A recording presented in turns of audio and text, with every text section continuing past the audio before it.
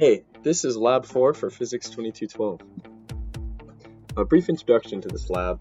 The purpose of this lab was to kind of model simple circuitry on a computer simulation, as well as analyzing said circuitry, doing some equations, spoiler alert, linearization to find a time constant, basically the decay rate of the potential difference due to a capacitor discharging. The physics principles in this project are fundamental behaviors of circuitry parts. For example, potential difference across wires, resistors, batteries, and capacitors in their optimal setting.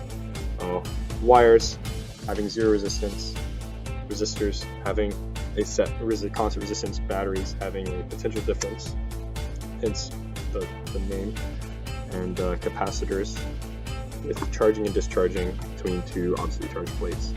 Like I said here, capacitor discharge loop laws, for example, the change in voltage across the loop is zero, along with the charge versus capacitor and current versus resistance.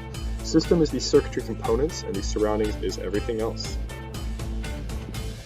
The first part that had stuff to do was section 2, where we were given the circuit and we had to predict the current, because the total resistance of a ohmic resistors can be measured with Ohm's law, which is V equals IR. The potential difference of these two batteries summed to 3, and the resistance of these summed to 147. So V divided by R, it's 0.002, which is the same for both meters.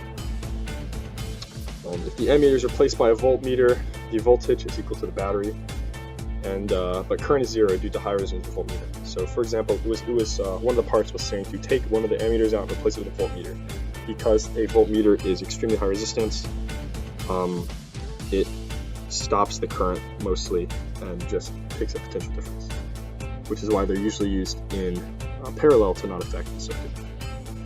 Potential difference at the resistors is directly related to their resistance. Basically, when the voltmeter was tested from the 100 ohm resistor, the potential difference was higher than when it was tested at the 47 ohm resistor, which can be seen in this drawing of the circuit. So the two batteries take it up to 3, 1.5 each. 47 resistor drops it down a bit, and the 100 one drops it down even more. And then the current is constant and 0 across both of them. So the ammeter doesn't change the value when the voltmeter is plugged into parallel because of the high resistance. Most of the electrons still choose the easier direction. Section 3 was resistor capacitor circuits. So when a capacitor is charged and discharged, the bulb is bright, then rapidly approaches off. So it starts high, then kind of like a exponential decay, it goes down fast and slows down and approaches 0. For the 10 ohm bulb, it was about 15 seconds for charge and discharge. For the 20 ohm bulb, it was about 27. So not exactly linear increase, but sort of linear increase in that direction. Then after that, we were given this circuit involving a 30 ohm bulb and an ammeter and voltmeter. And we were told to measure over time the volts to watch the decay of a fully charged capacitor. Basically, the capacitor is fully charged and the the current across the circuit is 0. So we waited for the current to be 0 with the battery plugged in, took the battery off. Then every 1 second, I stopped the timer to measure the voltage, plotted it in Excel with this special equation of the natural log of the voltage divided by the initial voltage, and linearized it to get about 6 seconds. So that's when 1 over E decay happened, which is about 3.3109, which, as you can see, is just before 6 seconds. Discussion. This was in real life with an actual ammeter. Real ammeters need to be run in series, unlike voltmeters, which are run in parallel, which I briefly discussed earlier.